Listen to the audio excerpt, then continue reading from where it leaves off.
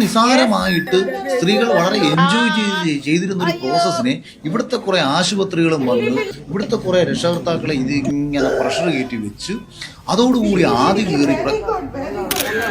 Video കണ്ടില്ലേ? ഈ video കണ്ടിട്ട് നിങ്ങൾക്ക് ആ സ്ത്രീകളൊക്കെ എൻജോയ് ചെയ്യുക, അഖിലേട്ടൻ പറഞ്ഞതുപോലെ സ്ത്രീകളൊക്കെ എൻജോയ് ചെയ്തിട്ടാണ് പ്രസവിക്കുന്നത് നിങ്ങൾക്ക് തോന്നിയ.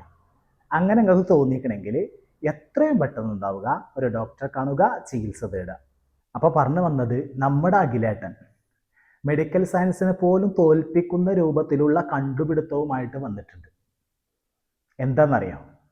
പണ്ടുള്ള സ്ത്രീകളൊക്കെ എന്തായിരുന്നു? എൻജോയ് ചെയ്ത് പ്രസവിക്കുമായിരുന്നു. അവർ പ്രസവിച്ചതിന് ശേഷം നെല്ല് കുത്താനും വിറക് കീറാനൊക്കെ പോയിരുന്നു. ഇന്നത്തെ കാലത്തെ പെൺകുട്ടികൾക്ക് പ്രസവം എന്ന് പറയുന്നത് രോഗമായിട്ടാണ് അവർ കാണുന്നത്. അവർക്ക് പ്രസവിക്കാൻ പേടിയാണ്. ഹോസ്പിറ്റലൊക്കെ എന്താവുന്നു, പ്രസവത്തിന്റെ പേരിൽ കോടികൾ എന്താവുന്നു ജനങ്ങളുടെ നിന്ന് കൊഴിയുന്നു, ഇതൊക്കെ പറയുന്നത്. എൻ്റെ പൊന്നഖിലേട്ട, അത് അവരുടെ ഗതികേട് കൊണ്ട്. സ്വന്തമായിട്ട് അഭിപ്രായമില്ല, വ്യക്തിത്വമില്ല, സ്വന്തമായിട്ട് നിലപാടും തീരുമാനങ്ങളും എടുക്കാനുള്ള സാഹചര്യമില്ലാത്ത കാലത്ത് അവരങ്ങനെ ചെയ്തു പോയി. അവരങ്ങനെ ഒരു ഗതികേടിലായിപ്പോയി. പക്ഷെ ഇന്നത്തെ കാലത്തെ സ്ത്രീകൾ അങ്ങനെയല്ല. അവർക്ക് സ്വന്തമായ തീരുമാനങ്ങളുണ്ട്, വ്യക്തിത്വമുണ്ട്. അതുപോലെ തന്നെ അവരുടെ ജീവിതം എങ്ങനെ മുന്നോട്ട് കൊണ്ടുപോകണം എന്ന് അവർക്ക് നല്ലോണം അറിയാം. അപ്പൊ അങ്ങനെയുള്ളൊരു തലമുറയെ വീണ്ടും ബാക്കിലോട്ട് കൊണ്ടുപോവൽ മോശമല്ലേ അഖിലേട്ടാ? അതും ഭാവിയിൽ വിദ്യാഭ്യാസ മന്ത്രിയാവാൻ സ്വപ്നം കണ്ട് നടക്കുന്ന ഒരു വ്യക്തി ഇങ്ങനെയൊക്കെ പറയുന്നത് മോശമല്ലേ?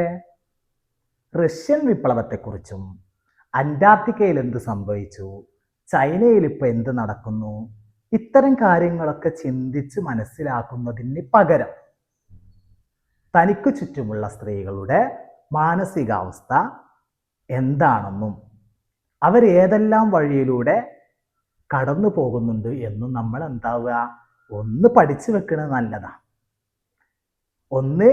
പഠിച്ചു വെക്കുന്നത് നല്ലതാ. നമുക്ക് വിദ്യാഭ്യാസ മന്ത്രിയൊക്കെ ആവണ്ടേ? ഇല്ല എങ്കിൽ ബഹിരാകാശത്ത് ഇപ്പം ആ നിർത്തണ്ടല്ലോ, കുറേ കാലമായില്ല അവിടെ നിൽക്കുന്നേ. അതിവിടെ ഇറങ്ങി വരാൻ കഴിയൂല. അവിടെ വിദ്യാഭ്യാസ മന്ത്രിയായിട്ട് തുടരേണ്ടി വരും. അപ്പോൾ പഠിക്കൂല എന്നൊക്കെ അറിയാം. ഇപ്പം ഇങ്ങനെ മെഴുകുന്നുണ്ടല്ലോ. എങ്കിലും ഒരു പ്രതീക്ഷയൊന്നുമില്ല. എങ്കിലും പറയാം, എന്താവുക, കുറച്ച് മനുഷ്യന്മാരെ പറ്റിയും അവരുടെ വികാരങ്ങളെ പറ്റിയും അവരുടെ വിചാരങ്ങളെ പറ്റിയും ഒക്കെ ഒന്ന് പഠിച്ചു വെക്കുന്നത് നല്ലതാണ്.